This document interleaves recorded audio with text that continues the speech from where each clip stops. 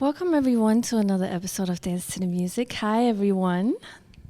Hello. To my special guest as well. Really quickly, if you have been subscribing, listening, hitting the follow buttons, thank you very much. Please continue to do so. I wouldn't be asking if it wouldn't be great for you to do so. My special guest today is Sabine Blaizin. Hi. Hi. Welcome to another episode of Dance to the Music. Yay. Welcome to the podcast. I'm happy you're here. Oh, thank you for having me. I'm so excited. I love this podcast. Thank you. And congratulations. Thank you. How are you feeling today? I feel good. It's sunny. It's not as cold in New York. So yeah, I feel really good. It's good to see you. Likewise. Yes. Likewise. Thank you. And first of all, shout out to your outfit. Thank you. I put it together for you. Thank you. I've been saying that since the door. It is true. Thank you. We got to show up for each other, you know? No, I'm sorry I didn't show up for you, but Look, you're here. That's what's important. Yeah, thank you. Yes, Thank you're you. doing this. You're doing enough. You are enough. But okay. Where is this love going? you. We haven't even started yet. No, seriously though, we started talking already off camera, and it could have been its own episode. But yeah, I try to focus. We had a recorded conversation in 2020 back on Instagram Live, if you remember. I don't know if you do, if you don't. Yes. It's already 4+ years ago, which is crazy.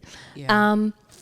But in that conversation, you told about your upbringing, about you growing up in the Bronx. Yes. You're in a Haitian household. Your dad loving LL Cool J. Yes. But you're more than welcome to tell your story about that again. I just don't want to repeat the same again. Sure. I would, if you would be able to tell me about a little bit more specific about that time where you left the Bronx and then started school at the new school. Yes. In that time where you basically started to experience NYC nightlife. Oh, yeah. At that time, both in the village or like in Manhattan, but also I know you went out in Brooklyn as well. Yes. So that time going to school, and I know you eventually moved to Brooklyn to like have that, I guess what we consider now like that quintessential Brooklyn Fort Greene artist. Oh my gosh. life. The planet. The planet, yeah. Oh my gosh. So yeah, I mean, I've told this story many times, but it's my reality, it's my truth, right? And I think in all the places that I'm from or lived, it helped shape my love for music overall. Definitely being born and raised in the Bronx, that's already a given, right? The home of hip hop and other things. I grew up particularly in the Northeast Bronx, so it was very, very diverse. And we were the only Haitian family, but it seemed like every home in that 2-block radius, that shout out to 213th Street, Gun Hill Road, there were different ethnicities and different families. So I feel blessed that I grew up with my favorite neighbor across the street, Maria Elder, who always loved to play with me and take care of me, actually showed me gardening, to my Puerto Rican family 2 houses down, African American family next door, and Jamaican family on the other side. So just to give you a little glimpse of like my upbringing there. Once I left the Bronx at 18, I went to the new school. So I lived right smack dab in the middle of the village. And you already know, not now, but at the time, there was a whole club culture, different styles, right? From grunge to punk to hip hop to house. Capoeira Center was based right on 14th Street, Gerald Grangi. So I was finding myself, and had creative freedom not only in school, but just being in the midst of all of these artistic like spaces to express myself. So I did the gamut. I was a hip hop artist, I was a poet, I was a break dancer. So in that realm, I went to Tramps and Wetlands, New Eurekan Poets Cafe, and I was rolling with my crew at the time. Shout outs to Big Tara and the Anomalies and so many other people. And then definitely the club scene, like although I was in school and I got good grades, but every night of the week was a different type of party. And that's part of the New York City nightlife that I really, really miss. Mondays, I used to go Ludlow Bar with Cool Marv, and that was Rare Grooves. Tuesdays was Sapphire, right? You already know the vibe. Wednesday, where was I going Wednesday? Wednesday, I actually went into Brooklyn to 667, Tyrone Francis. Thursdays was Guernica with Reborn and Crew. And then between Fridays and Saturdays, it was Club Shelter. I also went to, what was it called? Pyramid Club. It was so many, right? But those were like my staples. But I knew what type of vibe, what type of music I want on any given night, even if I didn't go every single week, right? And that's where I met a lot of my friends, dancers, various types of artists. So I loved living in the village. I loved learning at the new school as well because they celebrated the arts, but also social justice. So I was just finding myself in so many ways, and I attribute it to being in that era, being in the city, and just really building with like-minded, weird, nerdy, musical folks. And then, of course, find out later the love of house music, and that was it. So I was a quintessential club kid, basically. When you just mentioned that you found eventually house music, people at that time, I'm not sure if there's different opinions, I guess, that whether people call it house music or not. But I think like late 90s, early 2000-ish. Yeah, I would say specifically was like 95 to 2005. I feel like that was a sweet spot, right, of when I discovered and really fell in love with the culture. But also at that time, that was the beauty of it too, that you would go to different clubs, and in one big room would be like hip hop, R&B, reggae, and another big room like dedicated to house, maybe a little bit of disco. So I had the best of both worlds, but I was really more in the hip hop, reggae, whatever room. And when I would navigate to the house room, it just caught my spirit, But then I saw a lot of my house folks that I met were also B-girls, poets or capoeiristas, and you saw that reflected in the style of dance. That's when I first saw lofting and voguing and whacking. So I felt like that was an oasis and sort of pulled together all the different things that I didn't even know consciously that I eventually fell in love with in terms of house music. And then obviously I've never left. And definitely, evolved. Yeah. Evolved to me really wanting to contribute to the music itself. With that being said, like jumping straight into your journey into DJing, if I remember correctly, you also said in our previous conversation how you started as a record collector, just basically just wanting to have the music that you heard in the clubs, right? Definitely. Also, especially at that being the media, the format, the medium that was available and that people used. So you collected records until you eventually started playing in your friend's basement, and then decided to like take it outside of your friend's basement. I'm wondering how after so many years, it might be a big or like a broad question, but Sure. I'm wondering how after so many years of DJing now, how do you, what does the art or like the craft of DJing itself mean to you? Like now that you still do it, like you just said, you never left. Right. You never left the clubs, but also like you since then haven't stopped DJing. So Right. I guess what is your, That is a great question. So what is DJing to me now, or just the craft of DJing overall? I would say it definitely comes from that underground club spirit or just collectivism, right? Like we didn't necessarily have the privilege of clubs and lights and bars, when house music first started out. Like we had to find and create our own spaces, whether it's in family homes, basements, factories, large like loft spaces. And essentially it was started by Black folks in Chicago, Detroit, and New York in these underground spaces because we couldn't fully be ourselves or express ourselves in terms of who we are and our makeup, particularly queer folks, right? So they've created a subculture and safe spaces for them to gather. So for me, when I think of DJing, I think of the full spectrum. I think of the community. I think of the spiritual aspect to it, right? And not everyone may be, thinking about DJing, the craft and the sensibility, but that's how I came to it because it was my form of expression when I fell in love with house music. It healed me, it freed me. It was a form of escapism. So when I actually learned the craft of how to share the music and then really just dug deep and nerded out on the different DJs and producers that made the music that I particularly moved to, right? It has to have some type of polyrhythmic drum pattern, It can't just be straight four on the floor, right?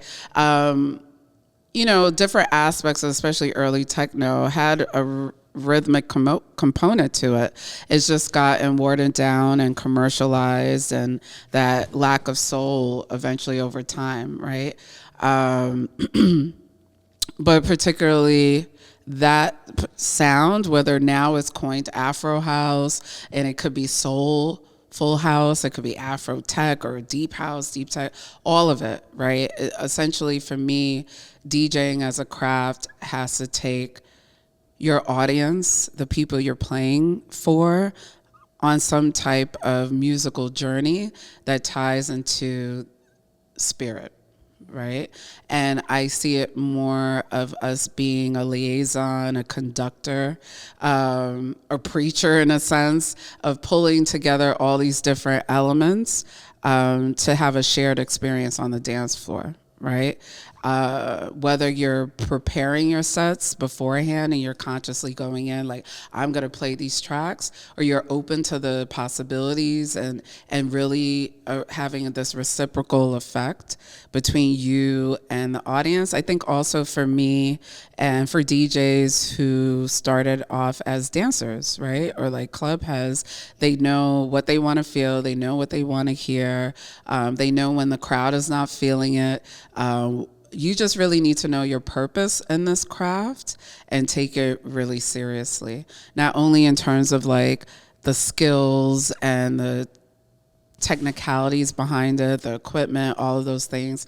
Over time, it has evolved from analog to digital. And you got to make these choices along the way that if you still want to be, loyal to just one or the other, or do a beautiful blend of both.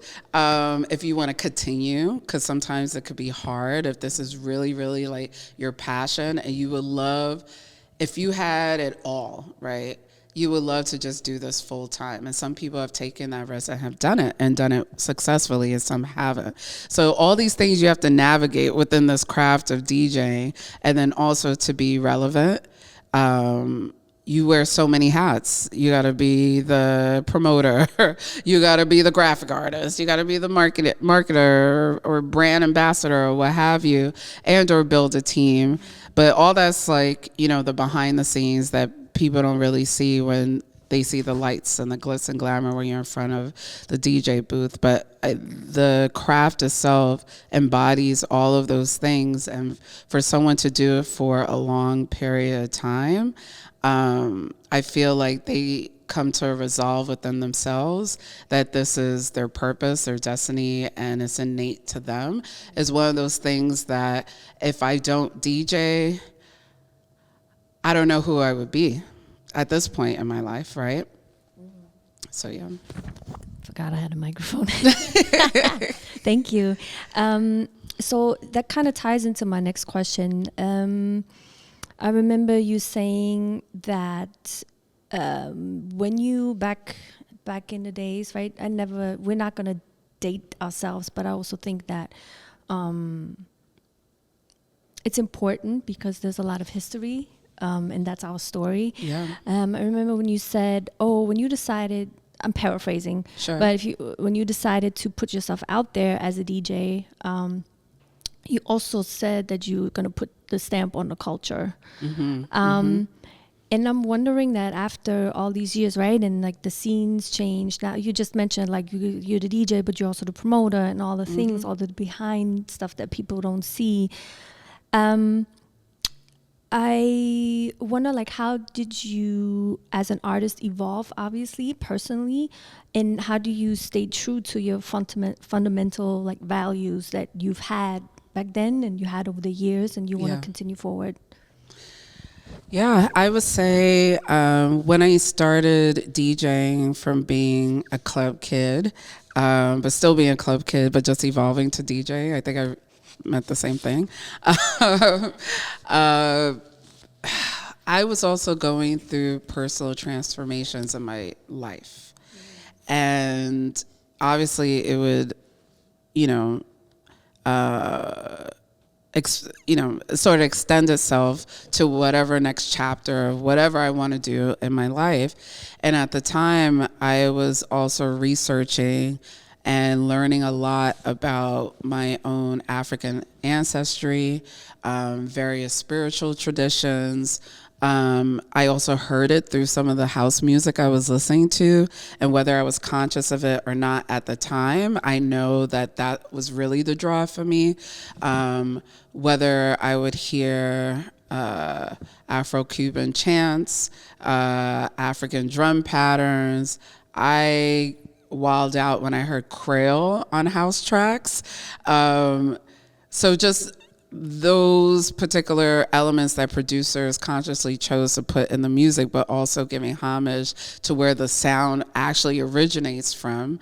That was it. But then also the more that I DJ'd outside of a basement, outside of a soul food restaurant, and I started getting paid for certain gigs, not only in New York, but in other cities, etc. I got more of a world view of this industry, whether it came from the love of the underground, but I've seen how it evolved. I've seen how there isn't many of us. And when I say us, particularly Black women that are in the forefront, because there's a lot of Black women who DJ, who've been doing it obviously much longer than me, who are pioneers. And unless you really research and know and experience them in the club or on the dance floor, they go unseen or recognized. So when I say that I want to put my stamp in this music, one, to give homage to the other pioneers in this craft, but also particularly my style or what drew me to this culture. And as I was evolving at that time, I was initiated in the Yoruba Lukumi tradition.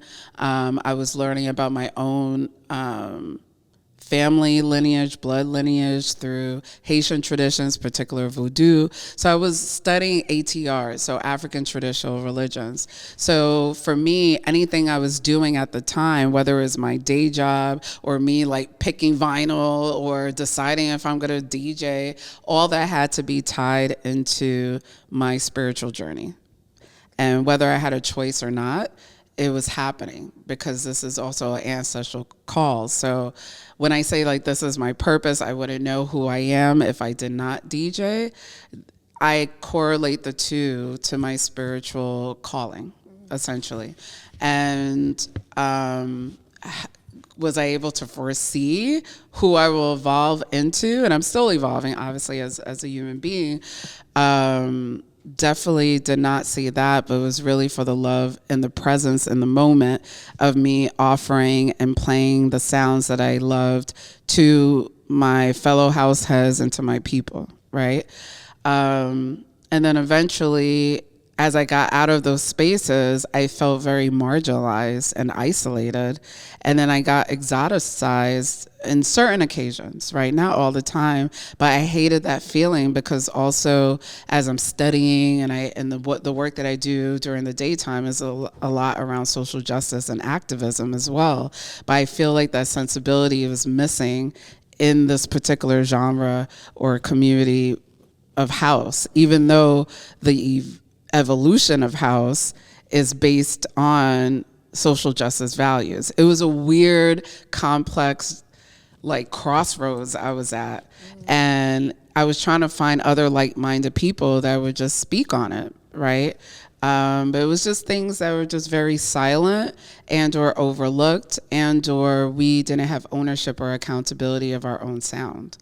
It was a very white male dominated industry, and the more I got booked in different places, I was like, yeah, I'm put a stamp. I'll be the only Black woman, or I'll be the only one that has a sensibility of making sure I put my African ancestry in the sound, and even in my brand, Oyasound, is the name of a Yoruba goddess who's fierce, who represents being the guardian of the ancestral realm. She's a warrior, so I'm like, oh yeah, that's the name of my brand, right? In certain instances, obviously, I showed up as my full self, and I was very, very proud. And people got that energy from me, and I saw the reactions of how people danced and their feedback, and I loved it. I love going to international spaces and national spaces. So that wasn't the issue.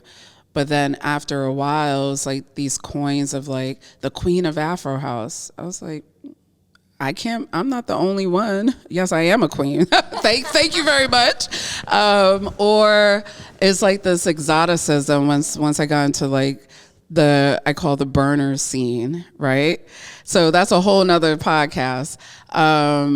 But I was like, okay, they're all about peace and love and, but I was exoticized at certain moments, and it was very trendy at the time to have a certain aesthetic or a certain look to have this female DJ. It's not only just being a Black female DJ, just female DJs in general, just finding out that we always have to be openers, or there has to be a certain like aesthetic to like the flyer.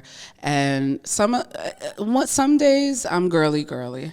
On other days I'm more about that warrior life, so whatever I'm feeling at that moment, or how I want to represent myself, I want to be part of that conversation and or have a little bit more ownership and autonomy as to how I was being represented. And I was just coming more deeper into the industry, and I had to learn by trial and error. Joining different labels, doing the whole thing. And, I'm so passionate that I would pick up different aspects of the work that I'm like, no, I'm supposed to be the DJ. I'm not also getting paid to promote and to curate. I could do all of those things, but because I was so passionate and wanted to be amongst these circles and learn, of course, when you're first starting out, you do the things. But then you realize it wasn't because I was so eager. Did they take advantage of me? All these things went through my mind. So long story short, it's also sort of a reciprocal spiritual thing too, that you could give out, but you should also receive, right? So that's when Oyasound really just took a turn, and I really had to understand the business, but also how I wanted to be labeled and represented. And I found so much power in that. And that's sort of like the evolution or transformation that I'm at now, but also trying to figure out how to continue to maintain that, because you still have to have that level of independence and respectability for yourself and the craft. So, yeah. Thank you. Which leads me right into Oyasound. Yes. Oyasound Productions. Yes. If I'm correct. You are. Great. Tell me about, it's a label, but it's also more than just a label. So if you can maybe like take a deep dive into and explain to the viewers and listeners what it is about, and yeah. Yeah.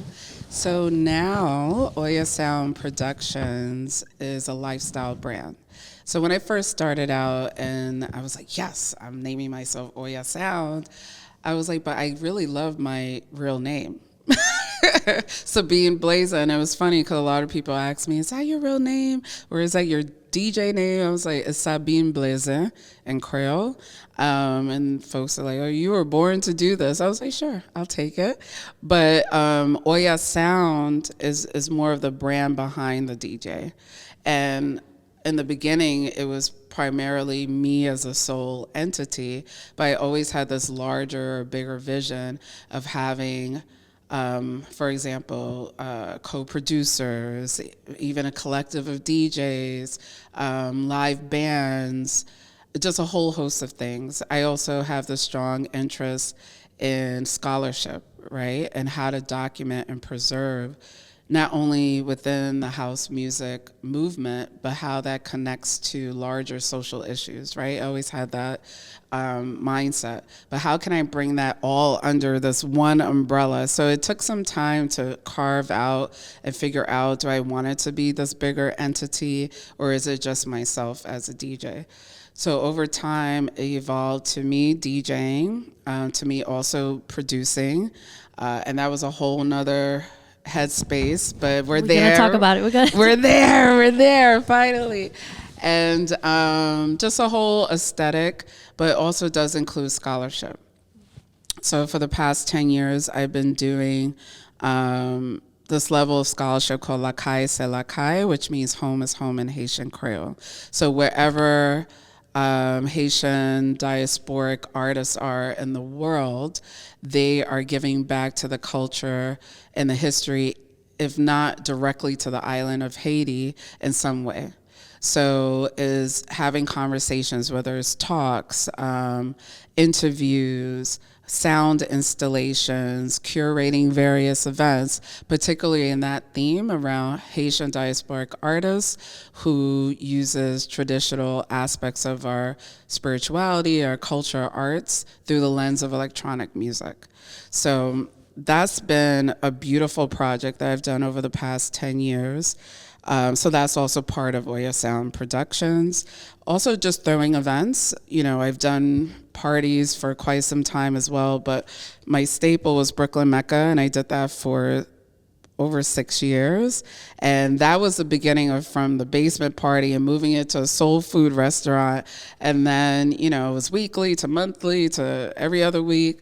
But it went on strong because it was a need for that generation or that era of dancers to have that space, that safe space. And I was always intentional in bringing in diasporic performances that relates to the music, whether it's West African dance, a house dance group. Everyone performed at Brooklyn Mecca when we first started, right?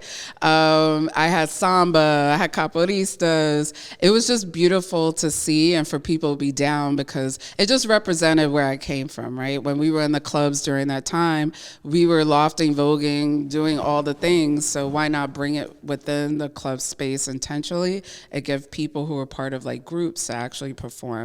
So I think that was like something unique about Brooklyn Mecca. But Oyasound Productions is an umbrella of all of that. And just most recently, it includes a record label, which I put out my first album, and working on a second one now. But with that album concept, that's where I was really able to co-produce, collaborate with various artists, from visual artists to videographers to actual producers to MCs to singers to dancers. So it's been a beautiful thing that, you know, our original vision is actually coming to life now. Thank you. One thing before you talk about the album, your journey as a producer, I want to talk to you about that, like your individual like journey. Like obviously Oyasound Productions is now a label, but I remember, and I was trying to find it, but I couldn't. I remember you sent me a track. It must have been like 2008 or 2009. Ooh, it was made on Reason or Logic. I don't know what it was made on. But I'm saying that it was like some deep techie. Yeah. which is also part of your sound for sure. But like looking back, like were you producing then to now, right? Like and people say like from dancer to DJ to producer, it's an organic journey, you know. I believe so. Yeah, tell me about yours. Girl, talk about trial and error. Hello. I was everywhere, like, oh, let me press this button. Can I be in the studio? How did you make that track? And then I'd be like, oh, hell no. Let me go back to my little vinyl over here. Because, you know, there wasn't no, like, state-of-the-art CDJs yet. I had the Staten DJ starter kit. Listen, we all start somewhere. That's a whole story. And then the new marks. And then okay, so now here we are. In terms of production, it's been a long journey because I have a particular ear. Because another part of my journey was that not only was I in the clubs, I was also in various bands.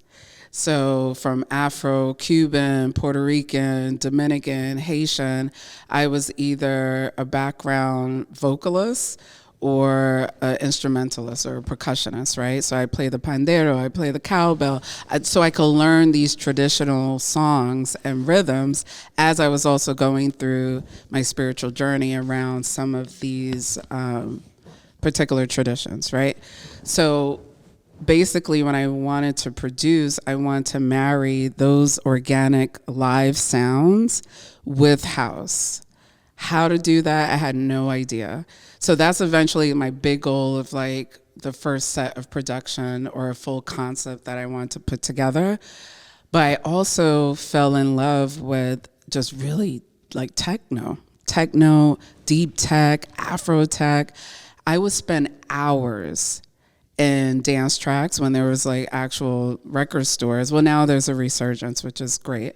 And just find obscure records, listen to the B-side. I was really into broken beat at the time. Oh my gosh, yes. Shout out to the Co-op, England, Brixton. So anyway, so that was like my musical ear. So of course, I don't think it was conscious, but when I first started producing, that's the sound that was coming out, because that other element of bringing in like the Haitian roots that now, you know, I'm most comfortable with, it wasn't quite there yet.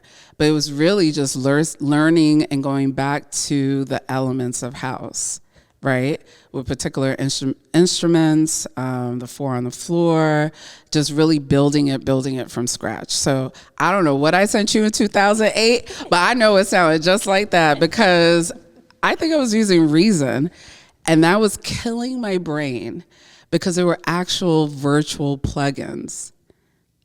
Like the plugs that you like, physical ones. Yes.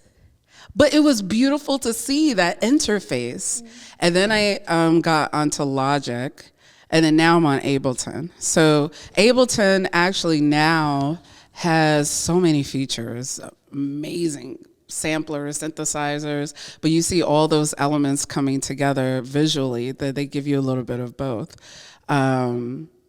But that was the sound. I love both. I think that's what I'm trying to marry with, and obviously producers and DJs have been doing this for years, and that's been my influence.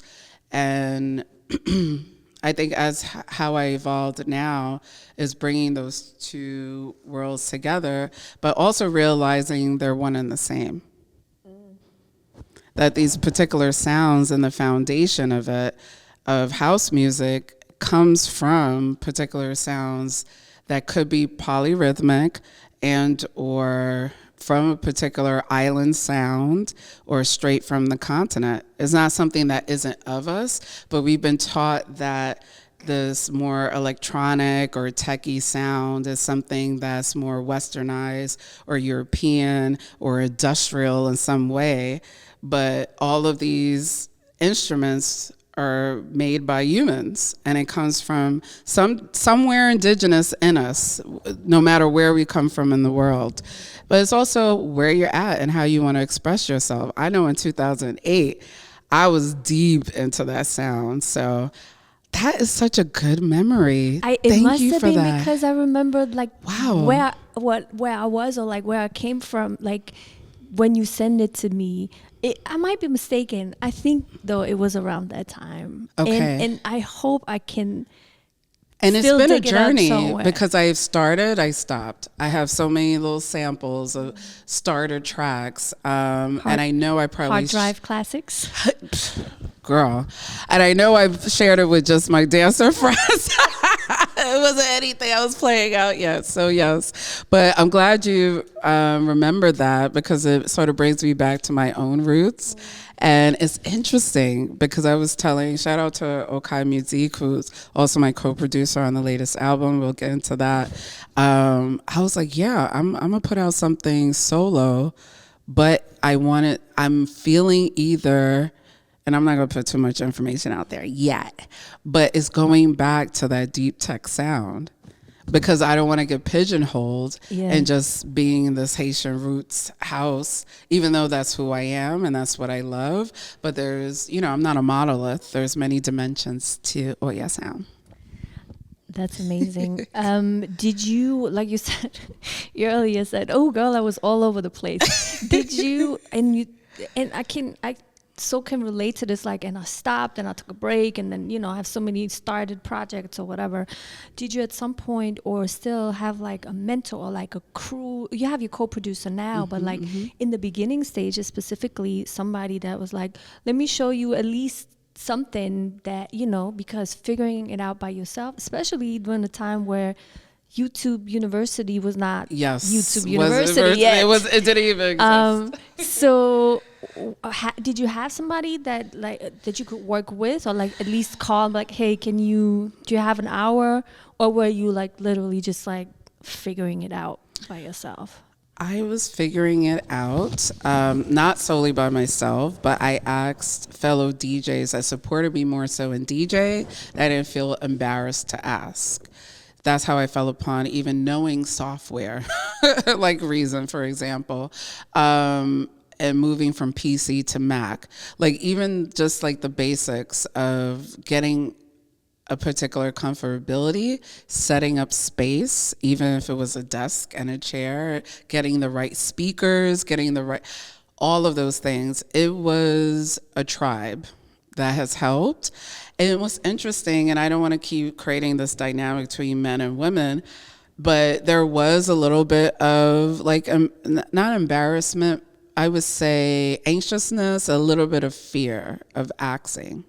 You know what I'm saying? But it's interesting, and I'm happy that you do bring it up, because this is not the first time that I hear it. Yes. It is the thing, even though sometimes we don't want to talk about it, or we want to not make it as big as it is. But real. In that moment, when you trying to figure it out by yourself, you really like, okay, but who can I ask without, like that you could said, trust. Feeling embarrassed? Yes. Exactly.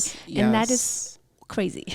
No, it's a real, so when we talk about the dynamics we had to go through as being females within this industry, that is one of them, right?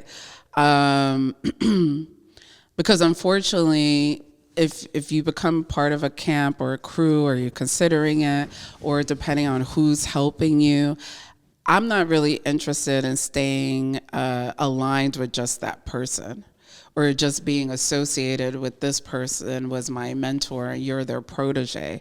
I wasn't interested in that either. Like, I'm just like, if you're my friend, right, I trust you, and I just want to learn this interface. Like, I want to know where to get it. How can I buy it?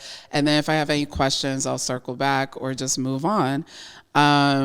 So those are all the different things that are so stupid that you don't want to even think about or navigate. But being a female in this industry, you have to overcome some of those barriers, right? Again, especially in a male-dominated industry. But also, we're multi-talented. we have the skills and the assets. It's not, some of us grew up in a musical family, some people don't. I have a great musical sensibility, but did I grow up, some people have a whole experience of growing up in the church, playing multiple instruments. Unfortunately, I didn't have that, but I know I always say my first DJ is my father, because he's the one that was playing, you know, the vinyl in the house. He didn't have the whole two turntable setup, but it's that musical ear, right? And that's my happy place. So, you know, I just asked around. Some people helped, some people didn't. And then some things I certainly had to figure out on my own, and it's just creating the time and space to do it. Yeah. And I think, you know, to move past that fear and anxiety, especially when I think of, you know, young producers that are coming up now. Some have asked me to teach them how to DJ or even produce, and I'm like, wow. You know, I feel so proud in that moment. I was like, there's so much I could say. But then I'm like, I'm responsible for this person now. So it's a whole nother level of fear and anxiety now, but is coming out of a place of joy, and making sure that, you know, you're leaving a stamp in another way, right? That you started carving a pathway for, particularly in great programs like Lower East Side Girls Club. Shout out to Kelly. You know, women have always been behind the scenes and pushing the music forward. So we may not have the luxury or the time to have so many hours in a studio because we're making sure your papers or your royalties are correct in the background, for example. So not saying that we're not talented or can't create the time and space to do all the things that we love to do, whether it's DJing, producing, or curating events, but just know that it's a multitude of things and it's multi-layered. So I actually love my journey because I learned a lot. In the moment, you know, you go through all the different mixed emotions, but primarily it's been really, really fun. Especially when you're experimenting and you think you have one vision for a beat or a track, and then it just goes into this other, you know, spiritual realm that I just got to be one with, which is also fun too, because you see the reaction of like cool people that are around you, and then it becomes a jam session, and that might segue into the album. But yes, please, if you want to continue straight into because yeah, just I'm not gonna say anything. Yeah, so I think that's where I really fell in love with producing, and I found the right tribe or the right ingredients, right? Where I was able to bring all of those worlds together with live instrumentation, the right vocalists, people who are just funny and just having a good old time, being in a dope studio space, experimenting and adding to, and people come with their own musical gifts and backgrounds and their own tribe of folks if they've been in various bands. So even having other types of instrumentation like saxophone, traditions that come from South Africa and traditional tribal languages, but being intentional about every single person that collaborated on this project. So the album's called Tonight We Fly, Aswea Na Vole, and that's one of the title tracks of the album. The album has about 9 songs, vocals and 9 instrumentals. There's a bonus track if you buy it on Bandcamp. And it's mainly Haitian roots combined with house music. So even within that, we want to represent the diaspora as well. So we have a song, for example, called Angola. We want to give homage to the roots of Brazilian music. So we called it Angola, which also is a connection between Brazil and Haitian ancestors. And we put together a traditional Haitian song with a traditional Brazilian song, but they sang, you know, during capoeira, right?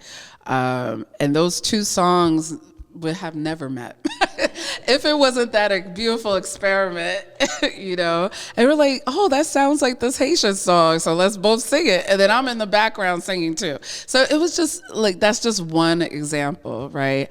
Kokoti is a Afro house, South African house track, and we got our brother Pisita from South Africa in his native tribal language. He had many songs ready because he's an artist in his own right. And he was like, oh, I would love to sing this. And then in the studio, we're like, oh yeah. We're just vibing. We don't know what this man is saying because he's saying it as tribal language. I mean, he told us the meaning and everything. But we were just vibing with him, right? And then we were like, wait, that sounds like Oya. And then we went into a whole other beautiful direction where you hear snippets of the track. We're saying, oh, yeah. And it's a tribute to Oyasound. And at the end, it all comes together. So I just love it. It was great. We had other artists who've been in the Haitian music scene for quite some time. A traditional Haitian drummer, Jean-Marie. We have Mia Luxana, beautiful singer. She comes from a family of her. She just told us a story recently about her mother being singing traditional songs and never imagined herself as a singer, but she remembers singing these songs and people encouraging her to sing, and she was part of a band eventually.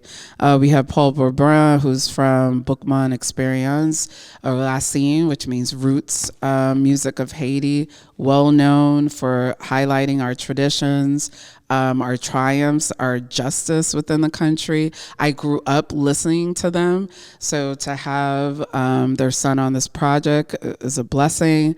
We have Kendra Foster, who sang with D'Angelo, so it goes from people who are from the continent, from the island of Haiti, African American R&B singers, to Okai, of course, who's Haitian American as well, but he's not only a music producer, he used to be an MC. He's part of multiple bands from Afro-Puerto Rican to Black and Asian. So he brings that sensibility too of bringing like other instrumentalists like guitarists and saxophonists, and also you hear him often on some of the tracks like rhyming or doing ad-libs. So for each of these songs, it was over the span of maybe 6 to 8 years. And it was like, oh, we're going to put out this track only or that track. And at times I put out maybe 4 out of the 9 tracks, but really wanted to just put it all together as an experience to get ready for like another project, right? And the artists, in terms of the album cover, the photographer and the person who put it together, Stephen Baboon, incredible Haitian creative as well. So it was very, very intentional every step of the way, even the pop-up parties that we've done for the release of the album the summer of 2024. I want to support local businesses as well, and I know you're passionate about that too. So we had one at Café Rudy, which is a French and Senegalese fusion restaurant. Short story, found out about this restaurant when I was going on my first trip to Africa. And I was going to Dakar. I was like, I gotta find the community here and eat the food. I need tiboujin. So I found the spot. The owner is a wife and a husband. The husband's Senegalese and the wife is Trinidadian American. And we just bonded. Fast forward, I went back to Dakar. I've only been to Dakar maybe 3 or 4 times. And that's the only place in Africa thus far, right? But I feel like it's a second home. Just, I don't know if it's a francophone and just the peaceful people, the food, the drumming, the dancing. I did an event with Electric Afrique and OK Africa, and they were in Dakar at the moment. So it was like a full circle. So that I'm just talking about community, right? La Cou Cafe, Haitian cafe restaurant in Brooklyn. Definitely check them out. We did an outdoor pop-up there. We collaborate with other parties that may not be even used to house or even Haitian Roots in house, but they just love like our, how we brand ourselves, the community that we are as artists. and collaborated with BK Boogie to represent Brooklyn. So it's been a beautiful thing. So fast forward, I don't know if you had another question. Can I keep talking? Keep talking. We did our album release party at About last night, a new club that's in Bushwick. And we did that in May during Haitian Heritage Month. And that's more of like a club, bar, lounge. So now, fast forward, I'm doing a residency there every other month until about July, and we'll see if it keeps going. And we started in January, and is a party that I curated years ago called Recolte, which means which means harvest in Haitian Creole, and it's dedicated to Haitian roots and house, but that's similar Brooklyn Mecca feel of bringing different diasporic sounds and artists, showing the connection of Haiti throughout the world too. Because even in researching, really knowing various forms of African diasporic music, Haiti has influenced a lot. And I learned that through even thinking of certain sounds and beats. And one of which, of course, is merengue. And contra dance is a whole history from Haiti and how it spread, throughout the Caribbean.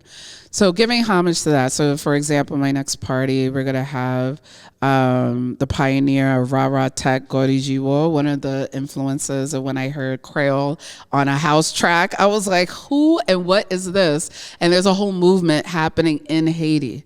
And I was blessed to DJ twice. So that came full circle eventually during my journey as well. Not only Africa, but DJ in Haiti with all of those sounds. So to have him bless the party, and then having an Afro-Cuban dance group, representing, the spiritual connection that I have with the Yoruba Lukumi tradition as well. So all of those elements are going to come in. We have vendors. We're going to have an opening cacao ceremony. That is happening in the future? Yeah, in March. In March, okay. Yeah. So around my birthday. So, just showing that not only are we giving homage to indigenous peoples of the Americas, also innately where I'm from, but also the sound itself and how it evolved from all these cultures, showing that interconnection, right, through all the things I do. But that's Recolte meaning harvest, to bring all that together, which was inspired by another dancer, Nubia Nene, for one of her projects with the organization that she was representing. She was like, I love this traditional song. That's the song Recolte on the album. And I would love to see this as a house remix. We were like, bet. I was like, all right, okay, what we doing? You want the drums? What we doing? So that started the whole co-producing production element. And he was like, yeah, I used to produce. Was a hip hop producer. I was like, come on now. We're bringing all these worlds together. At this point, I think the song is a classic. Because you play it. I love not just me. Yeah. So that's how it started. So that was like the first track. And then we evolved from there. Yeah. That is dope. Looking forward to your birthday party. Or is it your birthday party? Kind of like, yeah, it's part of your birthday party. I have like one of the questions I have here, and I don't want to go into the other direction, but you mentioned in regards to your sound, like polyrhythmic, from different parts of the diaspora. Mm-hmm. I don't know if you saw that, but recently a different podcast, it was one of those, I guess, bait clips on social media. I didn't listen to the whole podcast, but it was basically titled "The Gentrification of Afro House." I don't know if you saw that, but it was. I see a lot of that, but here and there, like conversations, right? I wanted to mention it because here you are talking specifically about like doing all the research, knowing about literally where every sound comes from. Yeah. Knowing and paying homage to the originators of those sounds. And then you have on a different end of the spectrum, many people, and like they say, or other people say too, the gentrification of Afro House, that sounds very to me very monotonous. Yes. And is very white on not just on the surface, like the sound Literally, and yeah. like who these producers or those DJs are. And I'm wondering, do you even, because some people say like that's not even, I'm not even trying to bother with that because they're doing their own thing, like you know, the festival DJs, the crowds, and they label it Afro House so it can fit on whatever chart platform. Or like you said, you see a lot of that. What is your, I guess, stance on that, and like how far do you even get involved in like saying, hey, by the way? Great question. Ooh, I've been asked this recently a lot as well. I have several opinions on it. I would say, so let's just name it what it is: cultural appropriation. And just like house in general, not understanding and giving homage to the roots of where it's come from, particularly house and techno, is a problem. That's one. Two, when you're DJing and producing and representing your brand, you may not be in the space or platform to talk about the history of house and techno. That may not be your jam. You may not be that much of a deep thinker, but you really love this music, right? And maybe you did your research and you know like the major pioneers or the starters of this movement, but you're just really focused on yourself and your brand and DJing and your crowd. Fine. When you get to a position where you are claiming that you are an Afro house, this and that, and I don't hear any of this acknowledgement, influence, how did you come about it? You just popped up in the scene, and because you have the privilege and or the money, you have this label, you have connections to these parties, or you started your own festival. I may not have my ear totally on on the grounds of the clubs, if that's a thing, but I could tell the difference between who's really about this music and who's not. And I would just say house in general, but particularly Afro house, because now you're speaking to me. You're speaking to my peoples, right? And for me, my discovery within this coin, I don't know who coined it, but I link it to South Africa. So even though I'm Haitian American, I was born in the Bronx in New York, I would never, and they could call me the queen of this or queen of that, I would never put myself in the forefront of house music or Afro house music without me ever mentioning South Africa. That would be remiss. And that's my own experience, and obviously learning the bigger names like Black Coffee. I was really into Kulo the Song. There's so many, the Capo. My goodness, the South African Invasion and WMC, that was it. The technicality of the production.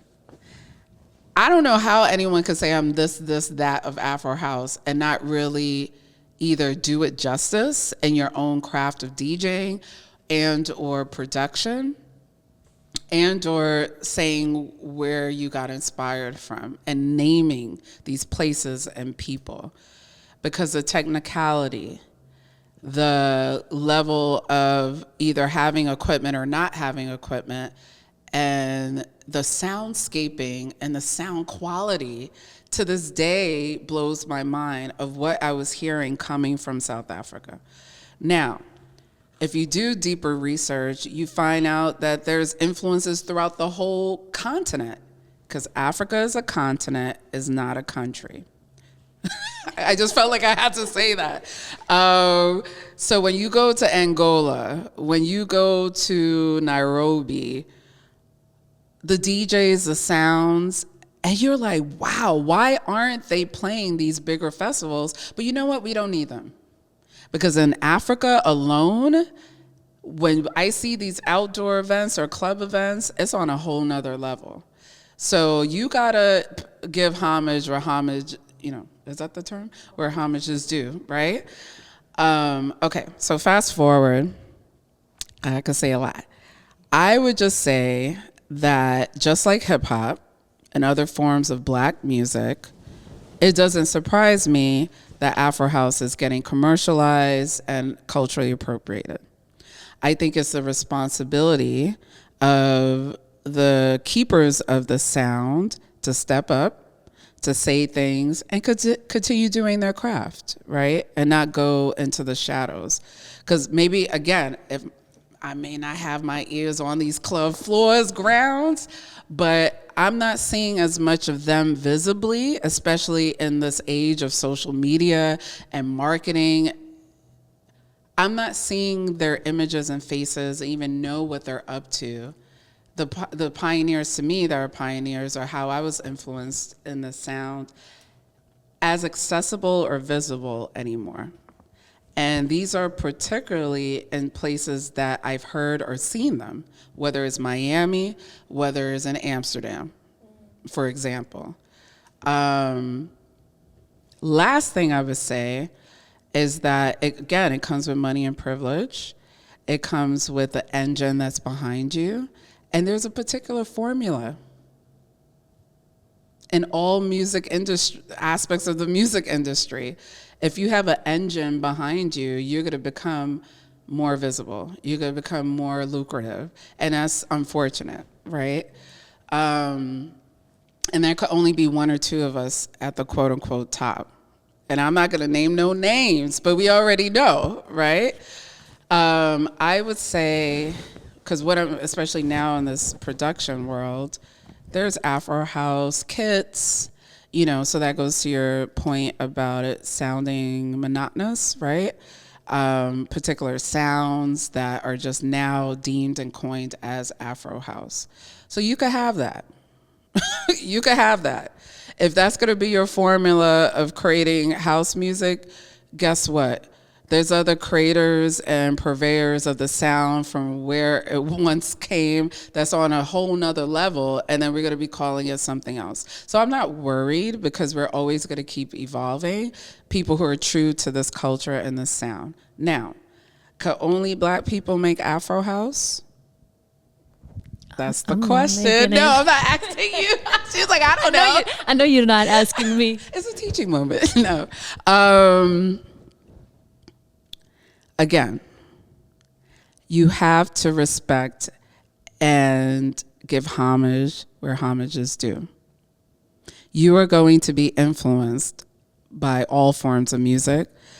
Particularly black music has shaped the world. I'm not surprised by that, right? But I'm not seeing that, the respectability in this Afro house genre. I'm not seeing you elevating the actual African producers that are on your label, but I see you as the face. That's the problem. Yeah.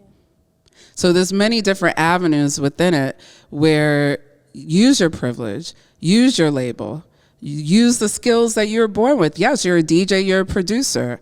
But if you're going to tap into this particular African sound or genre, that you need to put them in the forefront and take a step back. You could fuel their work. You could fund their work, but put them in the forefront. You could share a stage with them here and there, which is not a problem. And it's not a problem to produce and or DJ Afro house music if you're not African. Because this also, you know, blackness is not a monolith. We're not all directly born and raised in Africa. But again, I'm Haitian, but I would never be deemed the queen of Afro house or the Afro house this and that without ever paying homage to the continent itself. That would be stupid. So that goes for everybody else who wants to play or claim that they're an Afro house producer or DJ. That's all we're asking for. And it has to be a balance. We could see the global dynamics and beauty of how it evolved and who gives homage to it in their home country. But we also need to have a balance of the purveyors and the original people of the sound on that same level, on those same platforms, at those same festivals, who are in leadership positions. They're not just singers, dancers, DJs, but even if they are the producers, they should have a segment. They should have a voice as to how this full thing is curated. That's all I want to see. No, Yeah. like you just said, that leadership positions, or like the decision makers of like Yes. certain, whether it's a festival or any other platform, Yes. that's lacking in that. I just don't see it. And someone could educate me. Maybe I'm not aware, but I think I have a good glimpse or understanding. Book me. Hello, you I have noted. no problems working alongside you, but I can't be one of out of the whole year. You know what I'm saying? The token in February or March. Thank you. Thank you. Thank you. That's why we fucks with Mariella. I didn't say anything. But it's true. But I understand, it's true. Women's History Month, Black History Got Month. the calls Look, yet? No. now there's a blank slate and they trying to take everything away. What you gonna do? You know what I'm saying? Like, it can't be within these designated, or during the pandemic, or now there's when DEI was popular. You know how many calls I've gotten to lead workshops at these very same clubs? But now there's Really? like 5 people of color that I could see on their DJ roster. I could go on for days. And I have a firsthand experience. But we're not going to name any names. I'll tell you after. Stories But that it's I've been real told. in these Afro house Yes. streets, in this exoticized streets. And it's not just because I'm a woman or I'm just black or from the Caribbean. I've seen it. I've experienced it. That's why it's I very believe you. important to have your own brand, however you could do it, because that's your fallback. That's where you could really gather your strength and keep moving forward, and no one could pigeonhole you and or say it's not your truth. But if I have a particular space or platform, if someone asks me, I'm going to tell you what I see and my experience, and I could just speak from the eye. Thank you. Thank you. Thank you. I skipped my questions here in regards to dance. Maybe we have time after. I want to speak to you about, it ties into your quote unquote day job. Okay. A little bit.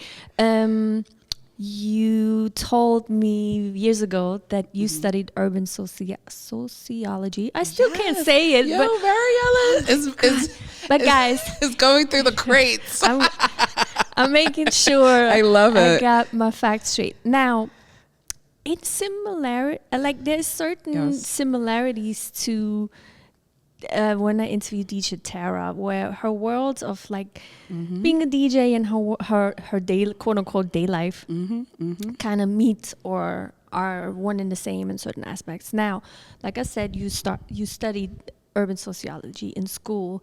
Now, actually, you might have switched companies, but or like organizations. But Sure. back then, you were a cultural programmer at a nonprofit organization. Yep.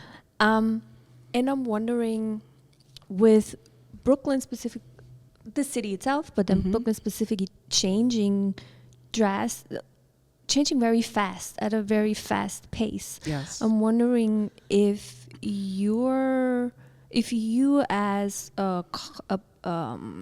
someone who creates cultural programs for the youth, have you been seeing any new challenges that come with like the way the city changes? We're in it right now, deeply. So I'm the director of programs at the Caribbean Cultural Center, African Diaspora Institute. I know it's a mouthful, but it's CCCADI, or CADI for short. In 2026 would be the 50th anniversary of this cultural arts institution. 50 years. 50 years. So I've been in this position for 3 years now. Like all the things that have shaped me in New York in terms of culture and the arts, CCCADI was one of the main organizations that gave me consciousness in terms of research, scholarly work, and tying those worlds together. So I was always around CCCADI. I didn't know I would be employed eventually, which was a great thing. But alongside music, I've always worked in education or the nonprofit field, and always related to cultural arts and social justice. With that being said, I worked primarily with youth when I was first coming into this career. But now I work with all community members, families, but particularly adult artists, to find a space of experimentation, have a co-working space, an incubator, but through various modalities of art, right? So at CCCADI, we do performances, we do talks, we do virtual in-person programming, we have exhibitions, a whole host of things. We're also building out a new library and archive of those 50 years, right? We were the pioneers of a lot of the cultural arts festivals that you saw in New York, that we took them out of our community centers and were now on major stages, which includes Carnegie Hall, Lincoln Center, Prospect Park, Central Park, all of those places where there wasn't conscious programming years ago to feature African diasporic musical groups or performances. So when you see these parades, when you see these things that happened over the summer and all these specific large programs of like dance groups and salsa groups, et cetera, CCCADI was at the forefront of fighting for those things and also implementing them, right? And we did our own festivals as well. And our annual festival is called Afri-Bembe. So that's my day job, and it's all interconnected. And I've also, over the years, since the new school and since college, always with the degree in urban sociology, always studied people and culture and the geographical settings that shaped who we are, whether it's the subculture or the culture of, let's say, hip hop or house or any of these movements. That's what I studied and was interested in. So that was like my bachelor's at the new school. I evolved and got a master's, et cetera. I'm actually looking to pursue a PhD. That's one of my goals. But again, it's really documenting and preserving these cultural arts. So with that said, we are in danger, period, with this current administration. And I've seen it happen already within the past 2 months. Terms we can't use, terms that are getting flagged, organizations that are getting flagged that are centered around what? Racial and social justice and cultural equity. That's literally in our mission. We're a nonprofit organizations that focuses on people of African descent to forward cultural equity, racial and social justice. And we're a 50-year organization. So if we're feeling it, imagine smaller cultural or arts organizations that focus on people of color, period. We have to be conscious of what they're doing with migrants. Particularly for me, it hits home of being, Haitian descent, but anything that's happened to any human around the world, it makes no sense. But it's happening daily. It's happening in our subways. It's happening in these streets. So it's putting my work, my study, into reality, because it wasn't like I was living in this like bubble, we know the hardships. We've seen youth get shot in the street. We've seen a global pandemic. You know, I'm just saying things I've seen and witnessed and experienced in my personal life and also in my generation.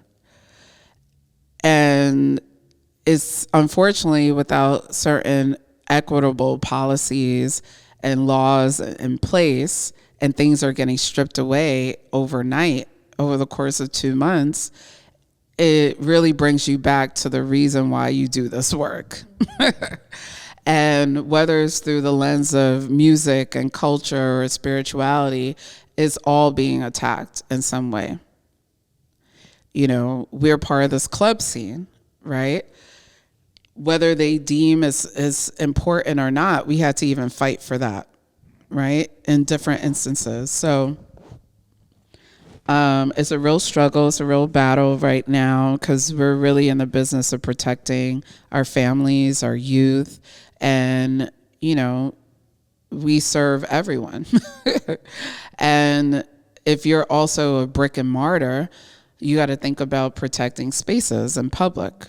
So what are some things that we're implementing and or being true to our mission and not living in fear? Another thing is that we've been here before. So I'm not afraid, and I know that we're capable, but it's the frequency, and when it's a staunch like reality, you know, you always have to remind yourself to center yourself and really lean on your community and people and know that collectively, right, whether it's your own ethnic group, your own quote unquote people, who are your allies and how are you really building on any cultural movement that you're a part of, whether it's through house, whether it's through, you know, youth education, you know, whatever space that you're in. Essentially, it's an ecosystem, right? And really understanding what role that everybody plays. Not everyone is going to be in the front lines of a protest, for example. But if you have good administrative skills, you need to be in the back or the side, and you need to be strategizing and organizing and protecting us in that way. Some people are just real empaths and healers. Then you got to hold that space for us, you know? But in any circle that you're in, really start strategizing. That's all I could say because it's coming and it's happening already. And in a quote unquote day job is also my life, right? I made a conscious choice that I will be unapologetic and bring my whole self to everything I do, whether it's whoever's paying me, whether it's at this point is a blurred space because they fully understand and know who I am as a DJ, producer, event curator. Those transferable skills go into my nonprofit work. And then the skills that I've learned over the years in education and nonprofit, I apply it to Oyasound, right, in different curated spaces. And, you know, it's a beautiful thing that I have that privilege because not a lot of people have that privilege to have a very supportive, and shout out to Melody Capote, my executive director, and our staff, to really understand and honor that we're artists, and that we got to do this work full-heartedly, but we also have to support one another in and outside of the office. And not everyone has that experience in a working environment. But yeah, at this point, we're in protection mode. You know, we got to strategize for the years ahead because we're not just in this movement just for the sake of activism at the moment, right? This is our lives, our daily lives that are being affected, whether it's you personally or you know somebody else, or it's a family member or a friend. It could be the people literally on those Harlem streets that are battling addiction that you see every single day. The West African vendors that used to be there that are no longer there. When I go to Little Haiti or Little Caribbean, Flatbush, and it affects us on a daily basis on the train. when you're getting approached. If you don't know your rights, you're going to move with fear, and that's what they want. So right now, it's a matter of strategizing, and really building communities. So I'm doing that intentionally amongst my own personal circles, but also in the work that I do. But all I could say right now that everyone needs to get a good understanding of their rights and learning different aspects of the law. So if you're approached and or you want to be an ally and support someone, if you see them being approached, there's certain things that you just need to be aware of. So I say all that to say that, certain people have power and they're abusing that power right now. And that looks like many things. Funding getting stripped, cultural arts programming being stripped, positions being stripped, certain policies in the cities. It's just making it harder on us in this field. Even education, So we're talking about it's affecting families, adults now, but also generations to come. We just came through a whole health crisis and a pandemic and still trying to recover from that alone and heal from that alone. So we just have to stand stronger and really support your local organizations and movements right now, because it's hard. It's very, very hard, but we're not going to stop doing the work that we do. We've been here before. We formed many movements and coalitions. We'll learn from our mistakes. We'll learn from our triumphs for strategies. And we're also future facing and planning well ahead, knowing that unfortunately with white supremacy, we always have to be on guard. Yeah. Just for the people who are listening and watching, this podcast is called Dance to the Music, and a lot of people were like, oh, you talk about dance, Yes. they have the perception, Yeah. and then there's certain people who think the dance floor is not political, but it's very much political, especially in New York City. That's right. So all the things that you just talked about, they correlate straight onto the dance floor. And dance is part of the arts. It's part of the art. Yeah. It's that being pushed out and not being able to, or not having spaces that is happening just as well on the dance floor. I ask questions like when people ask me I'm taking a little turn, but it's very much related to what we just talked about. Is somebody asked me the other day, like, oh, the whole topic of staring at the DJ versus like being engaged in what is happening around you. Somebody asked me, oh, when you play, do you see like the people stare at you like more here in the States, or like when you play in Europe or when you're in Europe? And to be honest, I'm like, I don't know. I guess it depends on like the event or the party. I couldn't really give a specific answer. But that is a question that is ties very much into that conversation, because a lot of events, unfortunately, that if I go out, let's put, there is no art anymore. It's just consumerism. And I see what you're saying. Yep. How do I say art? Let's say music being consumed as like a product or like something that is there, right? Versus people experiencing it and then using it as a tool to as a emotional release, as a mental release, as a physical release. As you said, you're a club kid, and that's how you met your friends, as a social tool. Yep. And I don't see that anymore. So just as we, like you said, we have to strategize, that's the term you used. Yeah. Is there a specific way that you can think of that it can be used in the club space? Or like not clubs, clubs specifically, but like, in that music space. Yep. Definitely.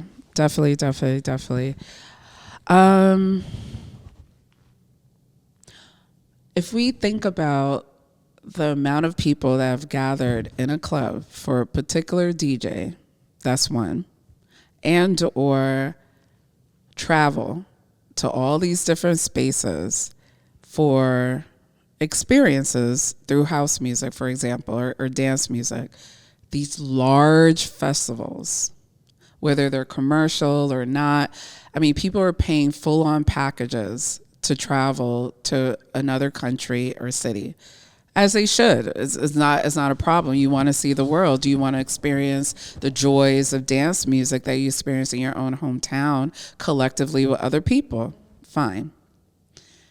If we put the same energy that we put in organizing a party or a festival, I'm just talking about energy, not even the money. That's another layer to it. Could you imagine the movement building we would have in these times? The underground dance scene, or whether it's underground or not, there is so much power there, intergenerationally. So that's one. That's what I see. How we organize is going to be a team and collective effort, but it may mean like 5 to 10 people, which is fine, right? It can't be one person, because leadership doesn't work well in that way. But it's really, again, knowing who is willing to think forward in that sense, and then also who has particular skill sets, right?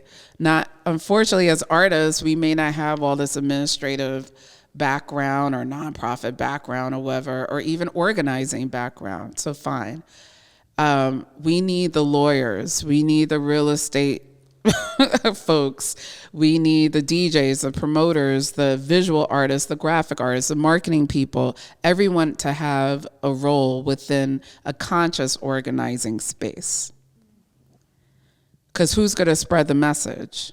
Someone that knows how to work social media, that knows the right language, the marketing and the packaging and the promotion to push that forward. Who's going to curate the space where we're meeting at, whether it's through music and or having these conversations? Who has the power and the privilege to do those things? Who has organizing background? Who for their day jobs are actual lawyers. It's just, the meme, we don't need more DJs, we need more lawyers. We have so many in our scene. I'm joking, guys, but I'm not. No, I get it. The people who work in the health industry, what are some protective measures if shit goes down? I'm like dead serious. So that's how I'm thinking, right? I may not have the solution or answers, but that would be my approach. Another thing is I would like us to be a little bit more unified, meaning for those that deem themselves as pioneers, and I say this often, we're in our silo. I won't even just put it on pioneers, because they become pioneers over time because of their craft and the love from the people, right? And they're not responsible for all of us. But at the same time, if there's going to be 5 or 6 that are elevated and they hold that spot indefinitely, then there is a power and privilege there that I would love to see as an organizing front. However we want to name ourselves. It's not like a board of directors or anything like that, but you have influence to move this culture, to move this movement forward. Whether you're of that mindset is a different thing, then we don't need you in the movement building. Just see what we do and you could come on board, right? Because we're about saving the people, humans. And it may be broad terms, but this is how I'm sort of envisioning it. A lot of it is land sovereignty and ownership. If we're talking about the club scene, we have to own our spaces, and it has to be multi-use. So during the day, it could be a co-working, it could be a studio, it could be whatever to generate the money, right? A cafe, whatever. That's one example. At night, straight clubbing. You know what I'm saying? Just straight clubbing. But then you could have a multi-use unit, right? There's artists who are still struggling. We love them. We see them on stage, but you don't know what their personal lives are like and how they're rubbing two pennies together. It is real in these New York streets. So where's the fund for that to even keep afloat, right? So maybe there's artist housing. If we weren't so siloed and have these little like beefs or whatever, whether it's beef or not, or may not just even know each other, because even the city is like divided, right? And a lot of people have moved since the pandemic as well. Just resources in that way. And we may not be able to save and everyone or it takes time. This has to be a 5 to 10 year strategy. This is not something I'm talking about happening in a year. We have to invest. We have to really identify who these key people are in your own respective city. Then you create a model in one city, and then we duplicate it, right? I definitely, in my mind, I have I have movements and parties I could see that are just aligned with each other, whether they know of each other or not, whether it's deep house, Afro house, whatever. Then taking it internationally. But when you have these festivals every year that like clockwork is happening in March and October or whatever, this is where we plan and strategize, and we have that breakout conference and we do what we got to do. A lot of it is fear from labels that we may be part of or sponsorships that we have. But if we start creating this pool, eventually we create our own creative economy. So those are some things that, these are big picture goals. And I don't have all the answers, but we would need a strong collective of folks to strategize. Just like how you need a collective of folks to prepare for whatever festival or trip that you're going to do annually, put that same energy. That's all I want to see in this more radical movement building, social justice space. And some of us may actually be doing it in our own right? In our own collectives and circles, because not everything is meant to be on social media. And you have to be ready for that too. So there's a lot of stripping away or rebuilding of ourselves, having double consciousness. You have every right to be your beautiful self, forward facing, but you know exactly what you're doing collectively behind the scenes as well. But all that's part of activism, right? Or artivism. Oh, I like that. I like that term, artivism. Yeah, and support, I guess, especially in this town, support your smaller businesses or spaces that, they already put their money and their energy into creating something as because they want to do it and provide space for the community, but also as a counter they want to give space back to all the big conglomerates or big clubs that are owned by somebody who already has the money. So why not support the little ones and align ourselves with brands, align ourselves with funders, sponsors that really get it. We are providing a service also, right? We are a service provider. You got to protect us, And like you said, just to emphasize again in what you said earlier of the house, even if it's underground, even if what we maybe consider underground, I believe that even our underground dance music community is so big at the end of the day and reaches everywhere. Literally, that is like you said, we could be our own not community. That's not the word I'm looking for. Subculture. In our own economy, in that creative sense, economy, ecosystem. Where I'm like you said, people travel and spend money on a certain event, which is cool. But all of us together, it's a whole. There's power in numbers. So much ego at the same time, where like that. But you start thinking about, okay, let's do it. Let's organize. I know all these factors coming by. You know, it's real, but we'll come together for the love of music. Obviously, we always have to start small. So yes, definitely. But thank you. I think even just talking about this, I mean, the first step is awareness and ideation. And then the second step is planning. And then the third step is implementation. But like I said, it's going to take time. But just like how the system is organized, we need to get organized. That's all I have to say. Because what's happening now that you think is happening overnight, you don't think they were strategizing for 5 to 10 years before this point? And you don't think they had their own quote unquote ecosystem of certain people that they've placed in certain areas that we were blindsided by? Distracted on purpose. Exactly. So how can we do it for ourselves? You don't think we won movements before? We had to strategize. But there was key people that committed themselves. And we have to see the interconnections, right? Even though I joke about, oh, this is my work life or my day job. Like I said, it was a choice. But in my mind, in my larger vision, it's all interconnected because all the organizing, all the cultural arts that I've learned, the education that I have, I apply it to the music as best as I can. So when it's time, you know, the revolution will be televised or not. That is all.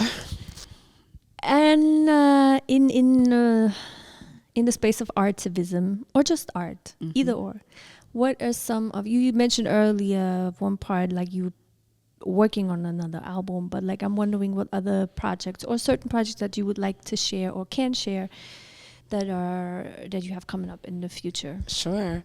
Definitely want to continue on the momentum of the Haitian Roots and House, because even though it was 9 tracks over a course of a couple of years, there were so many that didn't make the album and or other concepts and ideas that we still want to like give birth to. So definitely picking up from that momentum and having like a part 2 or extended album in that realm with other artists that we want to collaborate with that have shown interest as well. So I'm excited about that. Just the movement within the Haitian house or Rara tech, or, you know, just like genres always evolve from the island itself, I'm trying to keep up with different sounds that are just really, really dope. So just moving forward, you know, in that space, but then also going back to my real, true, original love of like deep tech, Afrotech, deep house. I think now with producing more, I'm really just loving the craft, and want to sort of give homage to that too. I've learned about a movement of intelligent dance music. It was a particular genre during a certain group of years, right? Just like Broken Bee and some other genres. Not saying that there aren't producers or DJs that are really like into those styles. But it was just not a funny concept to me, but I just loved the acronym, intelligent dance music. I was like, So once I did a deeper dive, I made a track that's like in that style, but with my, I don't know, how do you say it, spin to it, right? So I'm excited to like just build off of that, and that's that techie sound. And also, you know, just developing who I am personally as a producer with all the different things that I like, and also having that other space where I could potentially collaborate with other folks. But I'm going more within simultaneously, if that makes sense. Yeah. Yeah, sure. I'm excited. Yeah, I know you appreciate that because that's your jam. Now, this question I can't skip because it's kind of like a standard question. Can you name me 3 tracks that you relate to dance? That I relate to dance. To dance. Wow. You hit me over the head with that one. Oh my goodness. This is not new. I love it. 3 songs. Ooh. Okay, because it's in the forefront of my mind right now, and I had it on repeat. Ibaye, Lisa Pitts. I'm not even ready. But Simple Things by Roland Clark. Yeah, that's it right there, right now. Another track.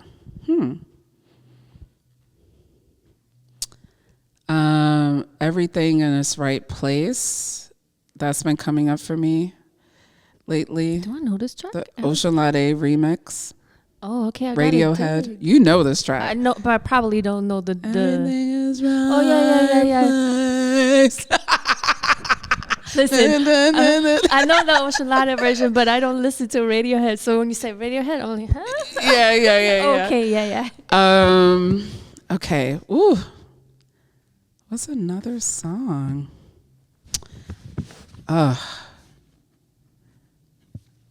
don't know. Anything by Pevin Everett. I don't hear it often. It may be in different like DJs mixes, like Stuck or Kicking Up Dust or whatever. But just like, I remember there was, I don't know who would do this. There was a couple of DJs I could say that you would hear a full on Pevin like mini set.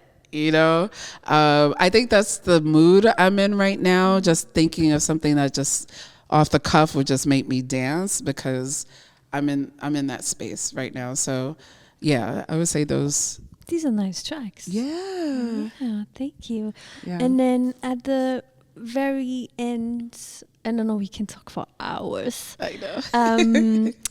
Any last words or anything that you would like to share that you have that I haven't touched on, that I haven't asked, which I know it could be a lot, or like that you would emphasize, you want to emphasize? Yeah. I would say just check me out for. Where can we find you? For different projects, my website www.oyasound.com. All the things are there.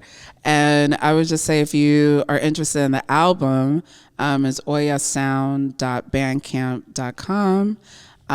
If you're interested in coming out to parties, I'm not sure when this podcast is coming out, but it depends on whether I get myself together on time. It's all good, girl. I know. It might be right around your birthday. Okay. The party you mentioned earlier. Yes. Around that time. But all that is on the website, and you can go to oyasound.com/FET. FET, and all the upcoming like events and things like that will be there. But I'm excited about this new residency as well, because I haven't thrown like a set party in a long time, so it's bringing me back to my roots, literally.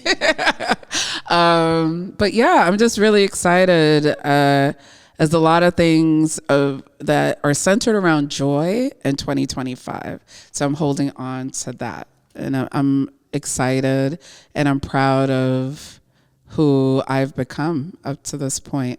Yeah.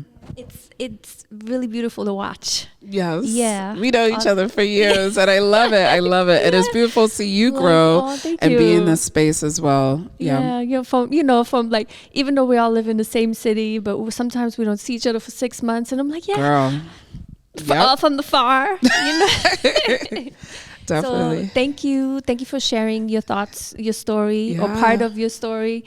And thank you for coming here, and thank you for being here. Thank you for having me. Yay! Thank you guys for watching or listening or both. And yeah, dance to the music. Yeah, dance to the music. And please dance to the music. Please don't stand on the dance floor for the love of. That's right.